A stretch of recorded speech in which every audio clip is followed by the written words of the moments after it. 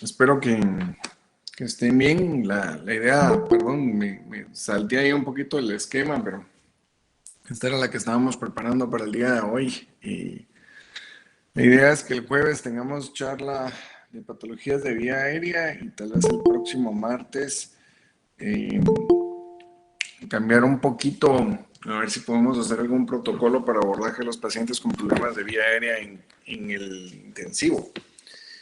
Y pues quisimos llamar a la charla tips para el manejo de tratamiento del paciente con vértigo en pediatría. Curiosamente, estamos viendo mucho más pacientes con vértigo pediátrico y realmente te toca inventar muchas cosas porque no hay evidencia rotunda sobre la seguridad de los medicamentos en pediatría, aunque la experiencia que hemos tenido ha sido buena. Lo primero que quisiera como dejar claro es uno de mis objetivos cuando yo miro a un paciente con vértigo es que el paciente sepa qué subtipo de vértigo es, ¿verdad? A veces comentamos con los estudiantes, no importa si uno falla en el diagnóstico, pero hay que tratar a esos pacientes, ¿verdad? A veces cuando uno va con los pacientes, con los médicos, son muy tibios en solo decirnos que tiene un vértigo periférico, pero no nos dan un subtipo de enfermedad que esté generando ese vértigo. Y mi objetivo es que cada paciente sepa cuál subtipo de vértigo o intentar clasificar a los pacientes. A veces no es posible, pero la mayor parte de las veces les digo, usted tiene este tipo de vértigo y este va a ser el tratamiento. Y vértigo va a ser un síntoma, no una enfermedad de por sí. Entonces, en epidemiología no hay estadísticas en vértigo pediátrico porque realmente es un síntoma difícil de expresar en pediatría, pero sabemos que la prevalencia de vértigo en adultos es de un 8%, que casi 1 de 4 pacientes va a tener vértigo en algún momento de su vida y que las mujeres 1 de 2 va a tener vértigo posicional. O sea, sí es una enfermedad bien frecuente en adultos que está bien estudiada, mientras que en niños, por lo difícil de expresión de los síntomas, no es tan fácil saber eh, las etiologías. La prevalencia de vértigo en niños se estima que es entre el 0,4 y el 15%. Yo creo que está más cercana al 0,4 que al 15%. Y es difícil aún un adulto te explique bien qué siente por vértigo y utilizan palabras estilo mareo, vértigo de forma indiscriminada y por lo tanto yo suelo interrumpir a los pacientes en el momento que le estamos haciendo el cuestionario para preguntarle específicamente, ¿usted siente que se le dan vueltas las cosas? ¿Usted siente que le están dando, que usted está dando vueltas? Para que así el paciente nos pueda pues orientar un poquito más, ¿verdad? Eh, Hay que entender un poquito que aunque es un síntoma poco frecuente, la proporción de vértigos centrales en pediatría es mucho mayor que la proporción de vértigos centrales en adultos. Y por lo tanto, siempre tenemos que estar orientados a hacer un buen diagnóstico y un buen examen clínico neurológico, porque pueden ser el síntoma de debut de un tumor del ángulo pontocerebeloso o de los núcleos vestibulares. Vamos bien, si quieren interrumpir en algún momento, estamos a las órdenes, ¿ok? Una de las cosas más importantes es que van a predominar los síntomas objetivos, ¿verdad? Muchas veces en pediatría no nos pueden decir los niños pequeños qué es lo que están sintiendo, entonces lo que empiezan a tener es rechazo a los alimentos, náusea, vómitos, pérdida de peso o poca ganancia ponderal o de estatura, ¿verdad? En esos pacientes muchas veces son abordados de primera instancia por los gastroenterólogos y en algunas ocasiones, cuando no están teniendo una buena respuesta a medicamentos, pues nos hacen alguna consulta y encontramos algo en el examen físico que nos orienta a que sea un paciente con vértigo pediátrico. ¿Cómo funciona el sistema vestibular? Y vamos a intentar simplificarlo al máximo, ¿verdad? Ya sé que es alguna de las partes de la fisiología que uno tuvo pesadillas cuando estuvo en segundo año intentando entenderlo, pero en general estamos hablando que el sistema vestibular es una parte del oído interno que tiene dos componentes principales. Los órganos como el utrículo y el sáculo, lo vamos a ver más adelante, y los canales semicirculares. Y en general estos órganos están estimulados con las sensaciones de aceleración o la sensación de movimiento. Y es un sistema donde tenemos células ciliadas, tenemos una gelatina o una membrana y tenemos otolitos, y en base al peso de esos otolitos sobre la gelatina va a estimular los estereocilios y los quinocilios y va a generar un potencial de acción. Pero simplificándolo aún más, los canales semicirculares están orientados en todos los planos del espacio y van a identificar aceleración angular o sensación de rotación y giro. Tal vez quedémonos con esas palabras para entenderlo mucho más fácil, ¿verdad? O sea, si mis canales semicirculares se estimulan, lo que mi cerebro va a detectar es esa sensación de que estoy rotando o estoy girando. Esto era lo que les comentaba un poquito de los planos en los cuales están configurados los canales semicirculares. Tal vez habría que hacer énfasis en que, similar a los ojos, están sincronizados. La estimulación de los canales semicirculares horizontales de un lado va a estimular o inhibir el canal semicircular horizontal del lado contrario, mientras que el canal semicircular posterior actúa en espejo con el canal semicircular anterior contralateral y viceversa. Pero siempre nuestro cerebro tiene esa confirmación de están girando hacia un lado, hacia el lado derecho, y el oído izquierdo está diciendo se están alejando hacia mí. Eso funciona perfectamente a nivel del sistema nervioso central para que no haya conflicto de información y el paciente sienta ese movimiento como un movimiento natural. Cuando eliminamos la función de alguno de los dos oídos, dejamos de tener esa confirmación de la información y eso genera un conflicto a nivel cerebral. Tenemos, por otra parte, el utrículo y el sáculo, ¿verdad? El utrículo nos va a dar la orientación de la cabeza en la posición vertical o cuando estamos de pie, y el sáculo nos va a dar la orientación de la cabeza cuando estamos acostados. En general, si, digamos, yo doy vuelta en un accidente de carro y mi carro y quedo acostado, ¿verdad? O doy, da vuelta a mi carro, voy a saber que yo estoy acostado por la función del utrículo y el sáculo. Cuando estamos en un elevador y nos subimos al elevador, aunque no tengamos referencias visuales, sea una caja cerrada, sabemos que nos estamos moviendo por el desplazamiento de los otolitos a nivel del utrículo, ¿verdad? Entonces son órganos que pues funcionan en todo momento y que cuando dejan de funcionar solemos tener problemas. Entonces, de nuevo, simplificando un poquito y no queriendo ser pesados con la fisiología y la anatomía, la posición del cuerpo y de la cabeza me la va a dar el utrículo y el sáculo, y la sensación de rotación o giro me la van a dar la estimulación de los canales semicirculares. ¿Se entiende todo bien? ¿Vamos bien? ¿Alguien quiere interrumpir? ¿Preguntas?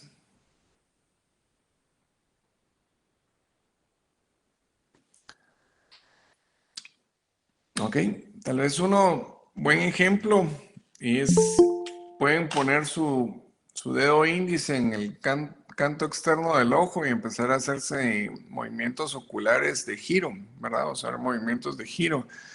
Y eso es un poquito la mejor forma de explicar qué es lo que siente un paciente con vértigo. Imagínense estar intentando enfocar algo y tener todo el momento la sensación de que está dando vuelta a las cosas, ¿verdad?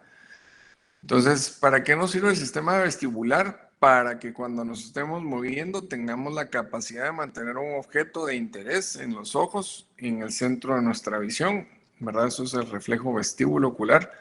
Y para que un paciente pueda tener estabilidad de la posición o de la postura y pues contribuyamos al equilibrio con el sistema vestibular. Entonces, cuando tenemos alteraciones en el sistema vestibular, es frecuente que tengamos nistagmos, ¿verdad? Y eso es una de las cosas que nos tenemos que entrenar a intentar identificar los diferentes tipos de nistagmos. Pues este solo es un video que se encuentra en YouTube, ¿verdad? Donde intenta de manera gráfica explicarnos algunas cosas de los nistagmos, pero los nistagmos tendríamos que decir que son movimientos oculares sincrónicos de alta velocidad no voluntarios, ¿verdad? Entonces, los movimientos oculares en el plano horizontal usualmente son por patología vestibular y los movimientos oculares en el plano vertical usualmente son por problemas centrales. Lo normal es que los nistagmos sean conjugados, o sea, que la dirección de un ojo vaya sincrónica con el otro ojo. Cuando miramos que un ojo hace un tipo de movimiento ocular y el otro ojo hace otro tipo de movimiento ocular, tenemos que pensar en patología del sistema nervioso central. Y cuando miramos que la dirección de los nistagmos cambia, también tenemos que pensar en que podamos tener un problema eh, de patología central. A ver, una de las cosas, pues esto es un poquito video de manera de broma, pero traten de fijarse en la cabeza de la gallina.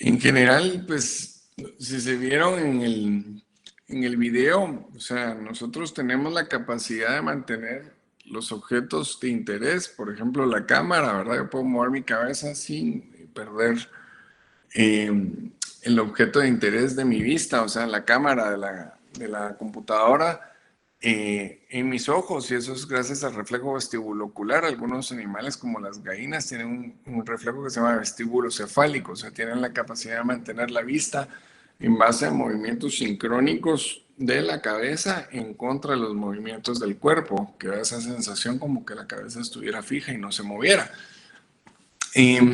La pérdida de función del sistema vestibular, pues realmente no tiene una palabra específica, ¿verdad? O sea, tenemos palabras para denominar una pérdida de vista, una pérdida de oído, una pérdida del habla, pero no tenemos palabras para explicar la pérdida de función vestibular. Pero en general es un síntoma muy molesto en los pacientes. En general, en pacientes adultos, cuando nos hablan de mareos, tenemos que revisar medicamentos. Cada vez es más frecuente que tengamos pacientes polimedicados, también a nivel pediátrico, y hay muchos efectos secundarios de los medicamentos que pueden generar los mareos o similar un problema de vértigo. También hay que preguntarle si el paciente tiene un desequilibrio, y hay que pensar en neuropatías, problemas de visión. En adultos Parkinson, en niños no es frecuente. Y tenemos que intentar identificar esto, tal vez es bien importante. Nos hacen muchas consultas. El paciente tuvo mareo y perdió la conciencia 15 minutos o 10 segundos o lo que sea. Inmediatamente ese paciente no puede ser un vértigo periférico. Esto es una patología central o es un problema cardiovascular, ¿verdad? Entonces, en estos pacientes hay que pensar en problemas de arritmias cardíacas o hipotensión ortostática. Vamos a ver alguna diapositiva más adelante. La sensación de cabeza vacía puede ser en síndromes ansiosos depresivos, que cada vez son más frecuentes en pediatría. Y en general tenemos que acostumbrarnos a ese cuestionario dirigido donde el vértigo significa ilusión de movimiento. ¿Ok? La edad del paciente siempre es muy importante. Ante pacientes jóvenes, la patología inflamatoria va a ser mucho más frecuente. Ante pacientes mayores, vamos a tener problemas vasculares con más frecuencia. Y otro síntoma que nos comentan mucho los pacientes son las oscilopsias, o la sensación de que los objetos están en constante movimiento y no pueden quedarse fijos aún ante un estímulo pues, o un intento de fijar el objeto de interés en nuestra visión. Entonces, tendríamos que hacer un cuestionario dirigido para saber si el paciente tiene un vértigo o no, ¿verdad? Y ser muy acuciosos en la observación física para intentar describir si vemos algún tipo de nistagmo. O sea, no solo se trata de ver el nistagmo, sino que además describir la dirección del nistagmo, si es vertical, si es horizontal, si los ojos van en la misma dirección o cambian de dirección, o si el nistagmo cambia dependiendo de las posiciones de la cabeza. Aquí hay algunos ejemplos de pacientes donde se miran nistagmos, ¿verdad? Curiosamente, si se fijan, esto no son nistagmos espontáneos, sino que son personas viendo pasar un tren, ¿verdad? Pero así es como se mira un paciente que está teniendo una crisis vestibular aguda. Se miran los movimientos oculares en una fase rápida para un lado y lenta para el otro, rápido para un lado y lento para el otro lado, y eso nos daría la sensación o la certeza de que estamos ante un problema vestibular. ¿Alguna pregunta? ¿Vamos bien? Solo una dudita, doctor. En el caso de los pacientes que tienen el vértigo, el nistagmus vertical, ¿lo asociamos a daño nivel quiasma óptico o es más motor muscular? Y, digamos, perdón, si tenés un nistagmo vertical, ¿me estás diciendo? Así es, el nivel de daño es el nivel de quiasma óptico, nervio óptico. No, puede ser a nivel central en cualquier área, ¿verdad? O sea, los pacientes con nistagmos verticales, por ejemplo, y yo he tenido varios pacientes jóvenes con diagnósticos de esclerosis múltiple, donde tienen nistagmos posicionales y realmente te llama la atención que de repente cambia la dirección del nistagmo y empiezan a tener un nistagmo vertical. En esos pacientes, al hacer la resonancia magnética, encontrás patología a nivel del sistema nervioso central que te lo explica, o pacientes con tumores también pueden tener nistagmos verticales. Típico de tumores del ángulo puntocerebeloso, ¿verdad? O sea, patología del cerebelo puede tener mucho nistagmo vertical. Gracias, doctor. Ok, una cosa que es importante, en niños grandes se puede hacer perfectamente esto, y esto es una de las claves más importantes en el diagnóstico. O sea, si yo quiero saber si mi paciente tiene un sistema vestibular activo, puedo hacer este signo de Halmagyi. O sea, le pido al paciente, le agarro la cabeza, le digo, míreme la punta de los lentes, ¿verdad? Fijamente, le voy a mover la cabeza sin decirle la dirección y hago movimientos rápidos pero cortos. Eso hace que el paciente, si no tiene un reflejo vestibulocular, se le vayan los ojos con la cabeza cuando lo muevo y corrija con una sacada correctora enfocando hacia la cámara. Pero en movimientos normales yo podría mover así y podría mover así sin que mis ojos pierdan el punto de fijación. Entonces aquí viendo un poquito, digamos, este paciente hacia el lado izquierdo no tiene ningún problema, ¿verdad? O sea, le muevo rápido la cabeza y nunca pierde la fijación de la mirada.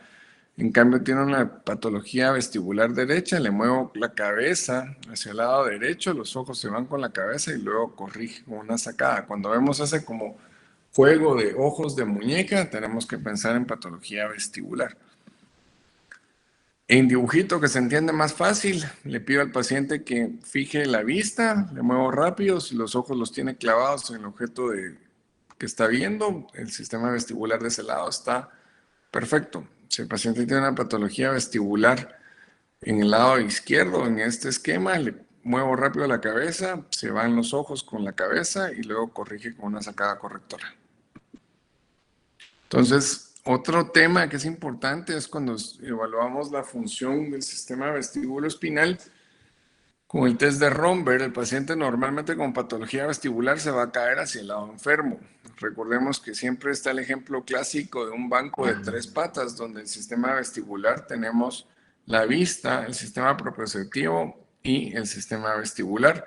Y que si nos falla alguna de las patas del banco, no vamos a poder, digamos, pues 2 de las patas del banco no vamos a poder mantener el equilibrio. Entonces, evaluamos al paciente de forma normal, ¿verdad? Le pedimos que se ponga de pie, que junte los pies y que con los ojos cerrados mantenga el equilibrio. Cuando anulamos la vista, en el test nos queda únicamente la función del oído y el sistema propioceptivo. Si el oído está mal o el sistema propioceptivo está mal, el equilibrio va a estar inestable. Una de las cosas que pues ha sido un hit en el diagnóstico vestibular y que se está entrenando prácticamente a muchos médicos en urgencias y medicina interna, neurología, es la prueba de Hintz y otorrino. La prueba de Hintz es un test clínico que se hace en 1 minuto en un paciente, que se hace para un paciente que tiene un problema de vértigo agudo. Hintz viene de siglas que dice Head Impulse, que es el mismo test de Halmay. Nistagmo, con las características del nistagmo que comentamos, si mi nistagmo es horizontal, los ojos van al mismo tiempo, pues y sigue ciertas características, pienso en patología del vestibular. Si tengo nistagmos verticales, cambia la dirección, los ojos van en dirección contraria, pienso en patología central. Y otra cosa que se llama test de skew o el test de desviación vertical de la mirada. O sea, yo con un celular o con una paleta, no sé si han visto paletas plásticas, puedo tapar de forma alterna los ojos de un paciente y ver si los ojos se desvían en el plano vertical. Entonces, un paciente donde le hago con vértigo agudo, que le hago un test de pues el signo de Halmagyi o el head impulse, que le muevo la cabeza y el paciente mantiene fija la mirada, o sea, puede mantener fija la mirada, nos indica patología central. Un paciente que tiene cambios en la dirección del nistagmo, que los ojos no van en la misma dirección, nistagmos verticales, nos orienta a patología central. Y alguien que se le cambia la dirección, que se desvían los ojos en el plano vertical, nos indica patología central. ¿Y cuál es la importancia de esto? Que este test de Hintz nos divide a los pacientes con vértigo agudo entre los que van a tener una neuritis vestibular, que son sumamente frecuentes, incluso ahorita en COVID hemos visto varios pacientes pediátricos con neuritis vestibular, de la segunda causa, que son problemas centrales a nivel de cerebelo, tallo cerebral o neoplasias. Entonces, prácticamente, si todo mi test de Hintz me indica que el problema es del oído interno, me quedo tranquilo, no hago estudios de imagen. Si tengo alguna de las características alteradas, tengo que hacer resonancia.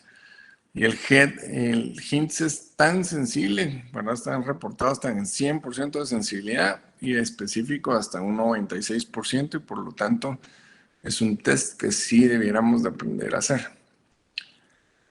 ¿Vamos bien? ¿Preguntas?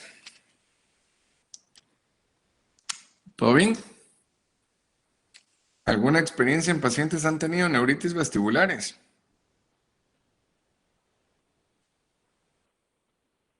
¿No?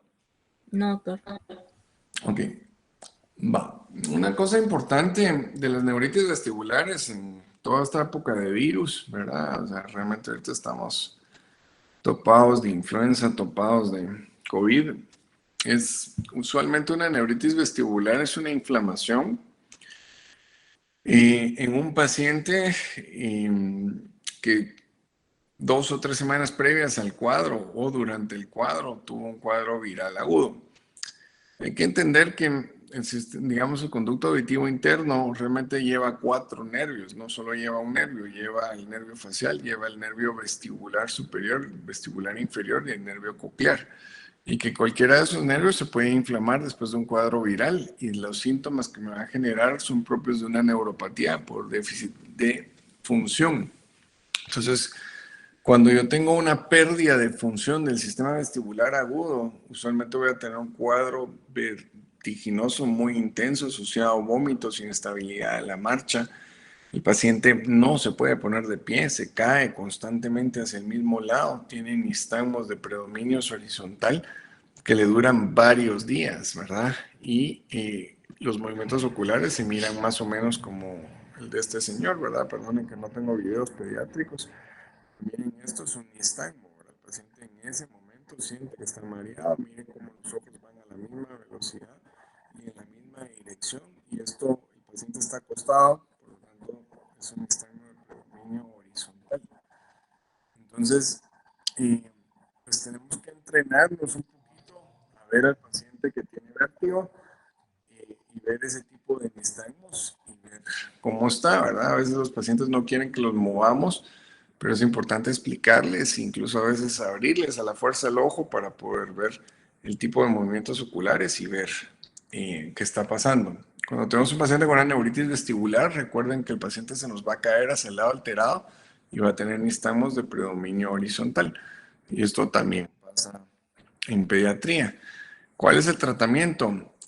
Hay que entender que tenemos una inflamación de un nervio dentro de un conducto óseo no expandible. O sea, el conducto auditivo interno está dentro del hueso temporal y ahí no hay mucho espacio para que los nervios crezcan. Por lo tanto, el tratamiento de elección, la utilización de esteroides a dosis altas, aunque no existan muchos estudios en pediatría que respalden esto, es lógico pensar que si mi nervio se me inflama contra paredes de hueso y esa inflamación dura varios días, la vasculatura del nervio va a estar comprometida y no vamos a poder eh, mejorar la función de esos pacientes, ¿verdad? La rehabilitación muy importante, por eso lo pusimos aparte, es sumamente importante intentar sacar de la cama a esos pacientes y empezar a permitirles que se muevan. Con eso, la compensación a nivel del sistema nervioso central por plasticidad neuronal se va a dar mucho más rápido y los pacientes se van a sentir mucho mejor. Además, vamos a evitar todo el complejo de ansiedad o todo el concepto, la cascada de ansiedad que genera un problema de vértigo. Usamos ansiolíticos en las fases agudas. La idea es desconectar las sensaciones desagradables del paciente y minimizarlos para que vomiten menos y se sientan, por lo menos puedan tener tolerancia oral. Se puede utilizar betahistidina, aunque no está aprobado por FDA, lo vamos a platicar más adelante. Sedantes vestibulares por tiempo corto y lo más importante, pues mover de forma prematura a esos pacientes. Existen algunas pruebas que permiten ayudarnos a ver mejor los nistagmos. Por ejemplo, esto es un videonistamógrafo, que son unas gafas donde se cierra la luz, ¿verdad? Y sabemos que los cuadros periféricos empeoran cuando no podemos fijar la vista. En contra de lo que piensa la gente, a un paciente con vértigo periférico le decimos clave la vista en un punto fijo y eso disminuye la intensidad de los nistagmos y disminuye la intensidad de los síntomas. Y estos bionistamógrafos nos permiten graduar el tipo de nistagmo dependiendo de si se da en todas las direcciones o únicamente es predecible en una dirección. Cuando tenemos neuritis vestibulares hay que fomentar mecanismos cerebrales de adaptación, sustitución y evitación para que los pacientes mejoren su sintomatología, y estas clínicas de rehabilitación vestibular son bien importantes para hacer que nuestros pacientes se compensen lo antes posible. En pacientes, por ejemplo, con tumores del ángulo pontocerebeloso, donde se va a cortar el nervio, la rehabilitación vestibular permite que los pacientes hagan vida prácticamente normal después de cirugías relativamente agresivas. ¿Alguna duda de neuritis vestibular? ¿No? Tranquilos. Ok. Bueno, vértigo posicional paroxístico benigno. ¿Algún colega que haya tenido algún caso de vértigo posicional paroxístico en la infancia?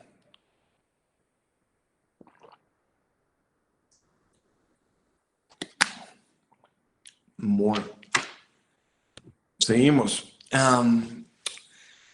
El vértigo posicional paroxístico benigno se causa cuando tenemos los otolitos del utrículo y el sáculo se desplazan a los canales semicirculares. Sumamente frecuente en mujeres a partir de la cuarta, quinta década de vida, porque estos otolitos son de calcio y en las alteraciones postmenopausia, hay alteraciones en el metabolismo de calcio y vitamina D, y se considera que es una de las causas por la cual migran los otolitos hacia otras partes del oído interno.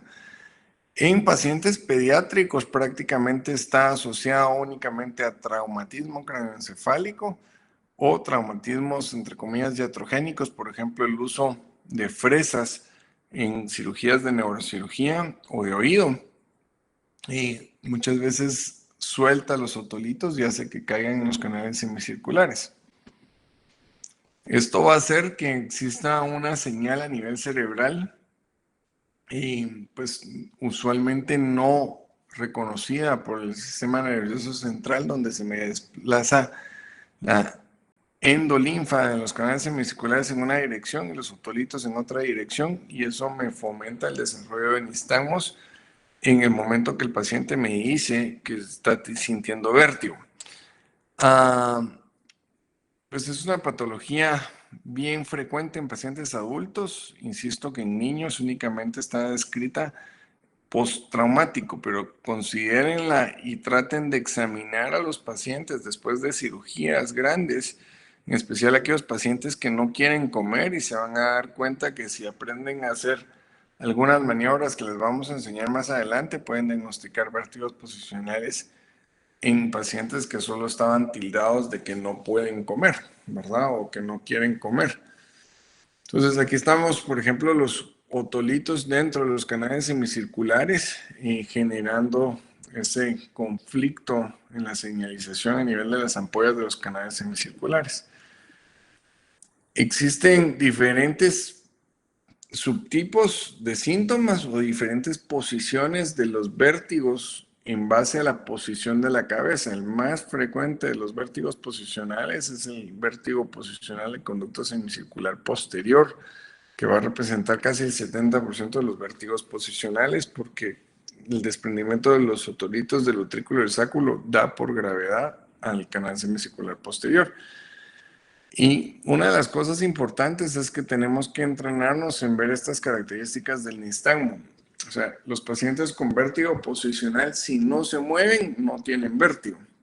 Pero cuando la cabeza adopta una posición donde el canal semicircular que está enfermo se afecta o se estimula, aparecen los nistagmos y aparecen la sintomatología de los pacientes.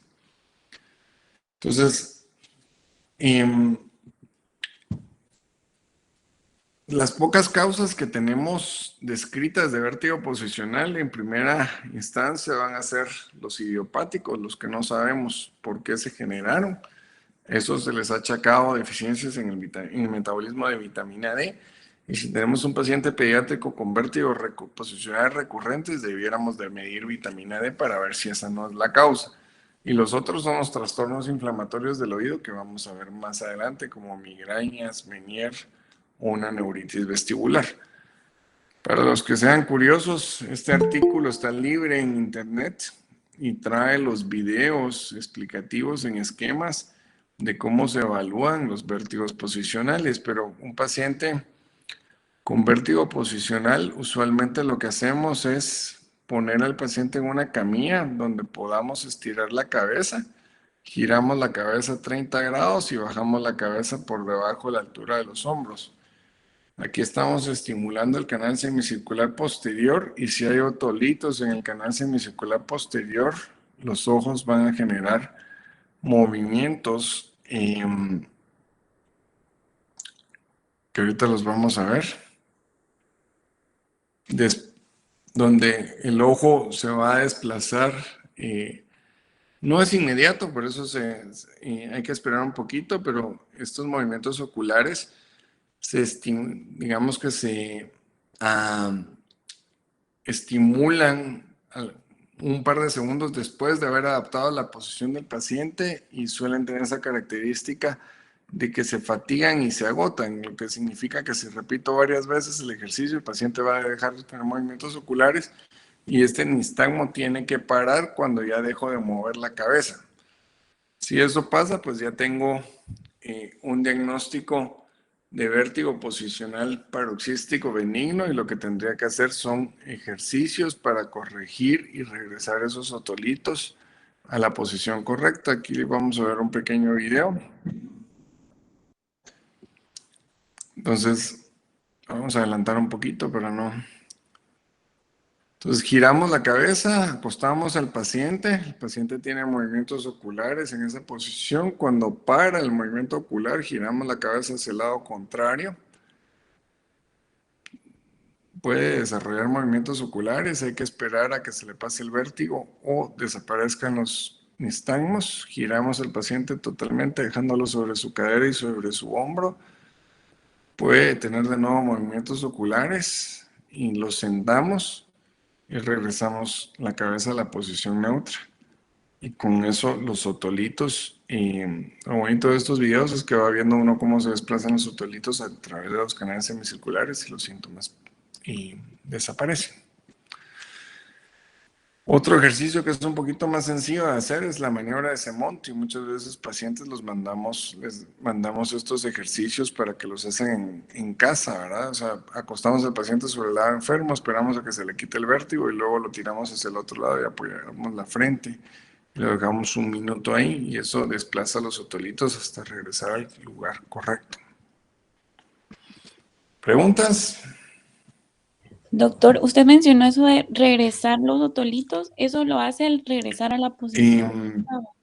Pues el tipo de movimiento ocular depende de la posición de la cabeza. Aquí, por ejemplo, tenemos un paciente con movimientos oculares anormales por vértigo posicional del canal semicircular horizontal y este tiene una peculiaridad y es que tanto cuando lo acostemos sobre el lado derecho como cuando acostemos a la paciente del lado izquierdo va a tener movimientos oculares de características horizontales. En esos pacientes hay que hacer otro tipo de ejercicio que nos vamos a saltear por tiempo para regresar los otolitos a su posición. En general, pues yo creo que hay que saber que ante un traumatismo craneoencefálico estos pacientes debieran de recibir o debieran de hacerse las maniobras diagnósticas y una vez si tenemos un nistagmo provocado por un movimiento de la cabeza, considerar derivar al paciente para hacer maniobras de reposición, ya que los medicamentos solo ayudan a que el paciente no esté tan sintomático, pero no van a corregir el problema. ¿Vamos bien? Ok. Digamos, migraña vestibular. Esta es la causa más frecuente de vértigo en el paciente pediátrico, ¿verdad? Y es interesante porque digamos que se basaron en los criterios diagnósticos de los pacientes adultos para hacer los criterios diagnósticos de los pacientes pediátricos y este es el artículo de Sally. Este es el artículo que existe de la modificación de los pacientes de la fisiopatología en pacientes pediátricos y lo primero es que hay una actualización donde se está intentando cambiar el nombre. Antes llamábamos al paciente con migraña pediátrica, vértigo paroxístico benigno de la infancia, y ahora se está intentando cambiar el nombre a vértigo recurrente de la infancia. La prevalencia es bien alta en pacientes pediátricos y es hasta de un 3%. Los criterios para confirmar una migraña vestibular, que es algo que está bien descrito por las asociaciones de neurología, otorrinolaringología y las diferentes asociaciones de cefaleas, nos dice que un paciente tiene diagnóstico migraña vestibular confirmado cuando tiene 5 episodios vestibulares moderados o intensos de vértigo de 5 minutos a 72 horas. O sea, son cuadros de vértigos largos donde además tengo que tener una historia previa de migrañas con aura o sin aura y los dolores tienen que estar acompañando el 50% de los episodios. Es importante recalcar que el dolor puede ser antes, durante o después del vértigo. ¿Ok? Las características de la cefalea tienen que ser como las cefaleas de tipo migrañoso, que suelen ser unilaterales, tienen un predominio pulsante y le empeoran con la actividad física. Pueden tener fotofobia, sonofobia o auras. Y en general esta es la misma definición para adultos que para niños, ¿verdad? Obviamente el paciente entre más pequeño sea, menos información nos va a dar de sus síntomas y por lo tanto va a ser más difícil hacer un diagnóstico de migraña vestibular a un niño que a un adulto. Y digamos, lo que nos están cambiando un poquito es que nos ponen subdivisión de la misma enfermedad y nos dicen que también podemos tener un paciente con probable migraña vestibular, donde en vez de decirnos que el paciente tiene que tener 5 episodios, nos dice que puede tener 3 episodios vestibulares moderados o intensos y tiene que tener solo una de las características, donde pueda tener historia previa de migrañas o que el dolor acompañe el 50% de los episodios del vértigo. Pero ya no necesitamos las dos características para hacer el diagnóstico. Y nos subdividen todavía la enfermedad en tal vez el más frecuente de todos los vértigos pediátricos, que es el vértigo recurrente en la infancia, donde nos dicen que un paciente puede tener 3 episodios vestibulares de 1 minuto a 72 horas, ya le bajaron la intensidad o el tiempo de los cuadros vestibulares y no necesariamente tiene que tener historia previa de migraña o cefalea. O sea, prácticamente nos están diciendo que un paciente con mareos de manera recurrente, que sean un poquito largos, ya puede ser calificado como un vértigo recurrente en la infancia y por lo tanto va a ser el vértigo más frecuente en pediatría. ¿Alguna duda? ¿Pregunta? ¿Vamos bien?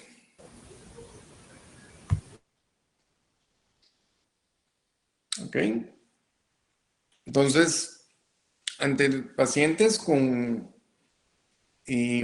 vértigo recurrente en infancia, con migraña vestibular o con probable migraña vestibular, por la alta prevalencia que existen de enfermedades del sistema nervioso central y el gran número de neoplasias que pueden haber, sí está indicado, o la mayor parte del grupo de expertos está recomendando la realización de resonancias magnéticas de fosa posterior.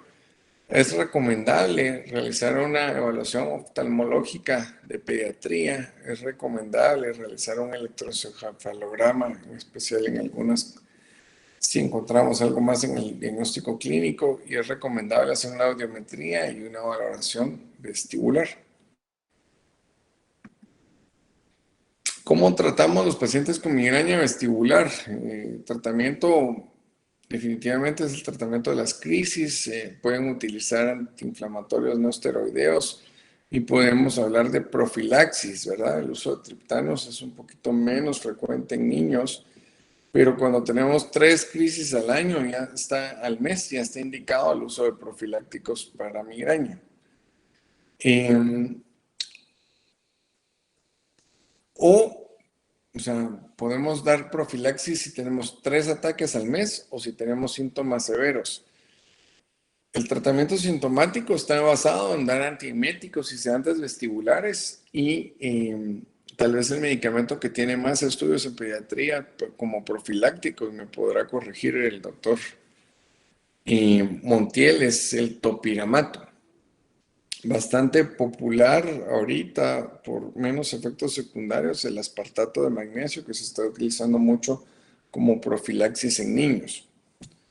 Otras condiciones asociadas a vértigos y que tendríamos que saber un poquito como pediatras es la cinetosis, o en inglés es el motion sickness.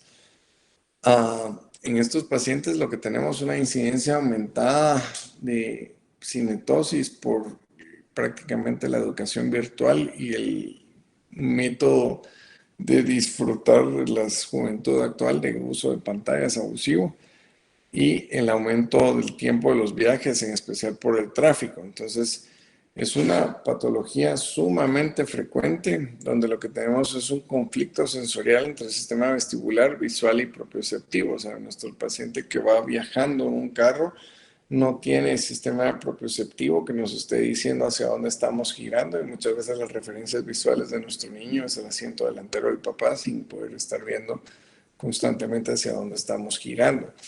Esos pacientes usualmente no disfrutan mucho los viajes en carro y se les puede dar profilaxis, un tratamiento con antihistamínicos de primera generación. Se puede utilizar magnesio, se puede usar sinaricina y fluoxetina, que las academias americanas de neurología ya no las quieren utilizar mucho por muchos efectos secundarios, en especial aumento de peso.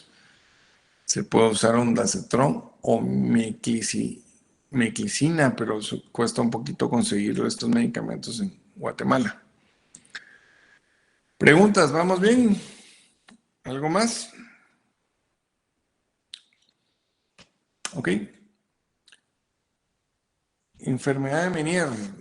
En general, la enfermedad de Meniere es un trastorno muy infrecuente. Antes todo vértigo se llamaba enfermedad de Meniere, caracterizado por 2 o más episodios de más de 20 minutos de vértigo asociados a hipoacusia documentadas, en especial de las frecuencias graves.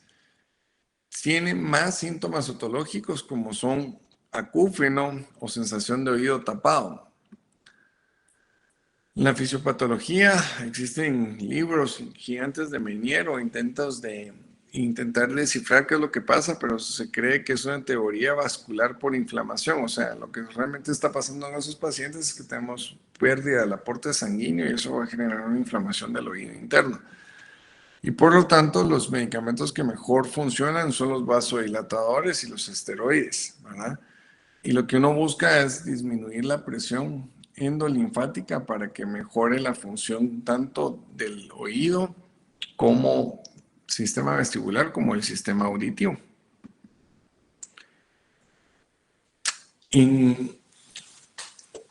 Es importante tal vez esta diapositiva, y hay un síndrome que está descrito también en niños que es el 3PD, ¿verdad? Pero es un mareo persistente postural perceptual. Y esto es mucho de las razones por las cuales a muchos otorrinos no les gusta el vértigo. Y en paciente con 3PD es un desorden vestibular crónico donde el paciente va a tener vértigo o sensación de movimiento la mayor parte del día de baja intensidad, que le dura más de 3 meses, empeora con la actividad física, con los cambios de posición y ante estímulos visuales. Y se considera que esto viene después de un desorden vestibular agudo. Es similar a los pacientes que se quedan con disautonomías. No sé si han tenido pacientes con disautonomías después de COVID. Son pacientes que realmente están muy sintomáticos y que cualquier movimiento los descontrola de forma importante. Y se considera que es un desorden vestibular crónico causado por una situación altamente estresante, que no puede ser explicado por otra enfermedad y se caracteriza porque el paciente tiene un miedo a caerse y empeora en ambientes abiertos. En general se considera, simplificándolo un poquito, como una fobia al movimiento.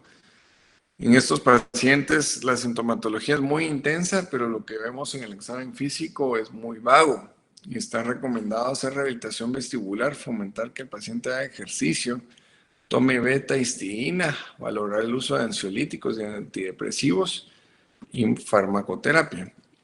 Haciendo un resumen un poquito de lo que hemos platicado, si tengo un vértigo o si el paciente me habla de un vértigo, tengo que preguntar sobre síntomas asociados a migraña o cefaleas. Si la respuesta es sí, prácticamente estoy ante el diagnóstico de una migraña vestibular o un vértigo recurrente de la infancia, dependiendo de las características que platicamos. Tengo que preguntar si el paciente tiene pérdida auditiva o no. Si el paciente me dice que sí y son episodios, estoy ante una enfermedad de Meniere, que sí están bien descritos en pediatría. Si no tiene pérdida auditiva y fue solo un episodio, tengo que pensar en una infección de oído medio o una laberintitis. Si tengo vértigos sin pérdida auditiva y son recurrentes o episódicos, tengo que preguntar si se empeoran con los movimientos de la cabeza y ahí estaría ante un vértigo posicional. Si no se empeoran con los movimientos de la cabeza y son constantes, pues la causa más frecuente va a ser una neuritis vestibular. Entonces, una de las funciones importantes como pediatras debiera de ser tener la capacidad de hacer el diagnóstico de si el problema va del oído interno para hacer una consulta con otorrino o ver si mi paciente tiene otras características que nos orienten hacia problemas centrales o problemas tipo hipotensión ortostática. ¿Qué problemas centrales puedo tener? Puedo tener ataxia episódica, puedo tener epilepsias, puedo tener tumores en fosa posterior, puedo tener paroxismias vestibulares.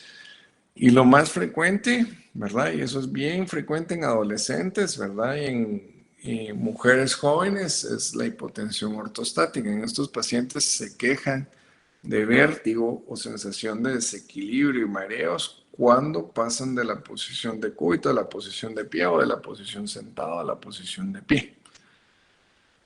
Y terminando un poquito, no hay estudios del uso de betahistigina en pediatría, pero yo personalmente sí lo uso con buenos resultados y con un buen perfil de seguridad desde mi experiencia.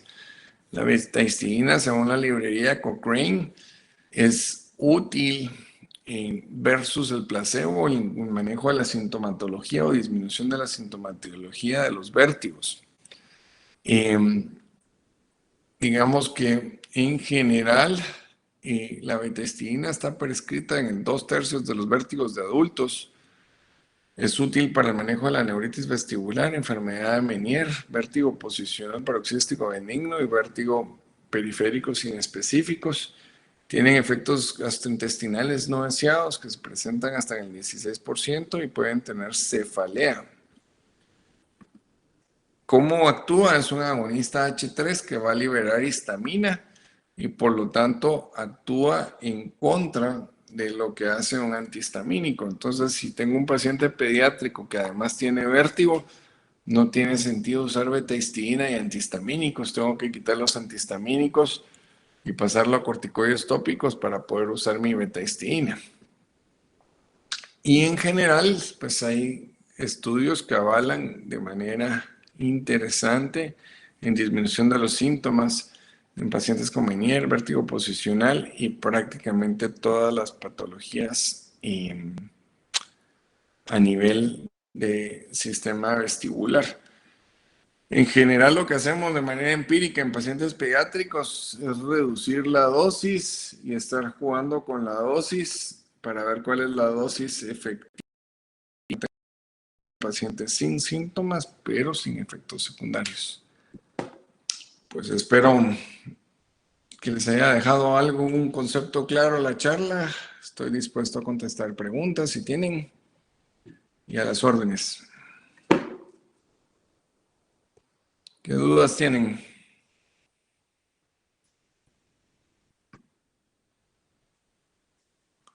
¿Estamos bien?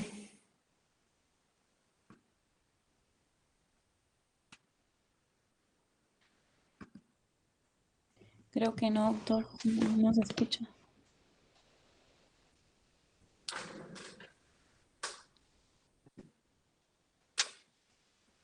Pues creo que lo damos por terminado. Si el doctor está de acuerdo. Creo que no, doctor. No lo escucho.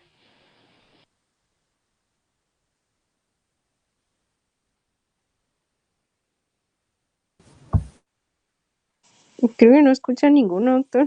Porque Carlita le había preguntado y no respondió.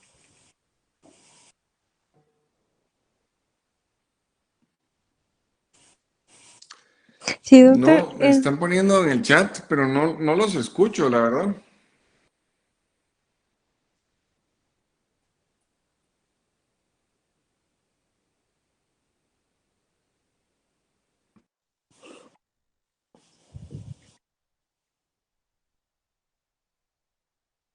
Ya los escucho, perdón. Sí, perdón, creo que borré el audio en alguno de los videos para que no se escuchara el audio del video y a partir de ahí me quedé en silencio.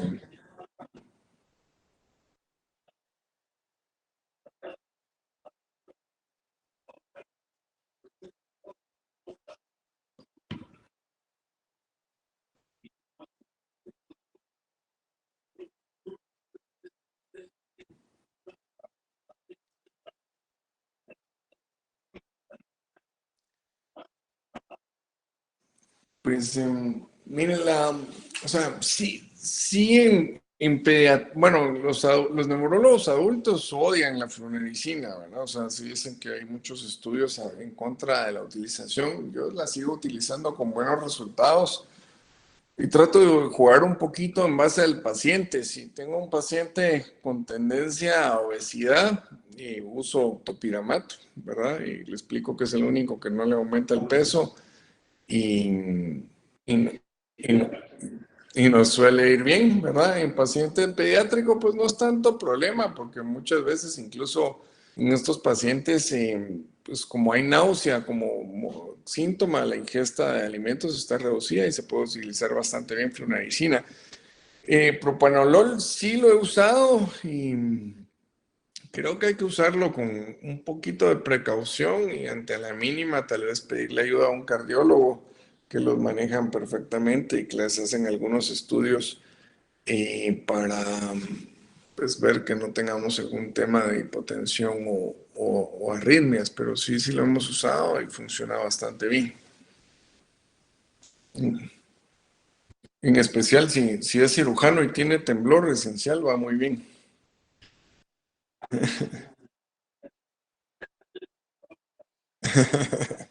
No, reduce el temblor, ¿verdad? Pero prácticamente en pacientes, pues en adultos se puede discutir un poquito cuál medicamento quieren usar en base al efecto secundario.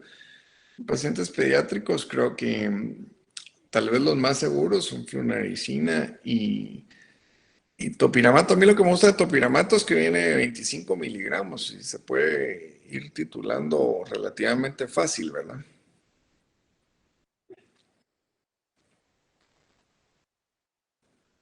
Ok, perdón, sí.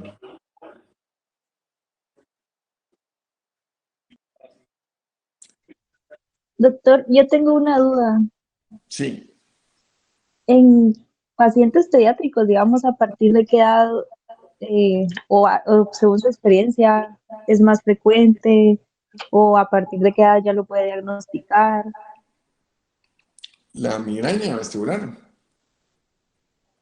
No, no la migraña, sino todos los, como cuando ya es vértigo, Ok, posicional y todo eso. yo les diría que ante los pacientes con problemas gastrointestinales crónicos, ¿verdad? Y, o sea, un paciente, realmente los temas gastrointestinales usualmente responden bien a medicamentos, pero cuando ya tenga un paciente que está con una enfermedad péptica o con sospecha de una enfermedad péptica y ustedes lo tienen inhibidor de bomba de protones y procinéticos y lleva 2, 3 semanas y no parece ir respondiendo muy bien, traten de hacer un examen neurológico completo y enfóquese mucho en nistagmos, porque si hemos tenido mucho paciente ya medicado por gastroenterólogos por problemas gastrointestinales y al final de cuentas, pues uno le pregunta si tiene cinetosis, y les haces pruebas vestibulares y ves que tienen nistagmos, ahí ya puedes hacer un diagnóstico de presunción de una vértigo recurrente de la infancia o de una migraña vestibular. Y a partir de qué edad, entre mayor sea, más fácil nos va a explicar los síntomas, que ese es el problema, pero yo creo que a partir de 8 o 9 años ya los niños ya se pueden expresar un poquito mejor. Pero sospechen estos diagnósticos en general en los pacientes con cinetosis. Hay una relación bien clara entre el paciente que vomita y que no le gusta mucho los carros, los movimientos o los juegos rotatorios eh, y el desarrollo de migrañas en la edad adulta, ¿verdad? Entonces, en esos pacientes uno lo podría pues orientar un poquito más. Por mucho el que no se nos debiera pasar es el vértigo recurrente de la infancia, que se controla muy bien con antiinflamatorios o con profilácticos de migraña. Está bien, muchas gracias. Pues qué pena si me querían interrumpir y no los escuché, pero estamos a las órdenes y nos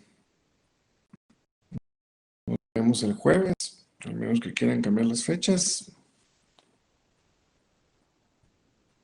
Estamos para el jueves, Doc. El tema del jueves es abordaje del lactante con exterior y después tal vez vamos a intentar hacer algún como la última charla el próximo martes, intentar hacer un poquito protocolos de valoración de la vía aérea en pediatría. Y vamos a intentar ver si nos acompaña el doctor Saldaña o el doctor Roca, que hemos estado ahí medio queriendo hacer algo y no logramos concretarlo, pero creo que sin la participación activa de los residentes no tiene mucho sentido seguir evaluando a los pacientes en el intensivo. A las órdenes, feliz noche y estamos para servirles.